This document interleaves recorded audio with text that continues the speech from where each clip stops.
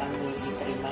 Mengobati rasa kangen kami ingin bertemu dengan Bapak dan ayah semua yang ada di Polda dan Polres. Agenda kami yang ingin kami sampaikan ke Bapak bahwa 20 tahun KBP Polri itu jatuh pada tanggal 1 Maret nanti insya Allah. Ya, berbagai kegiatan yang akan kami laksanakan.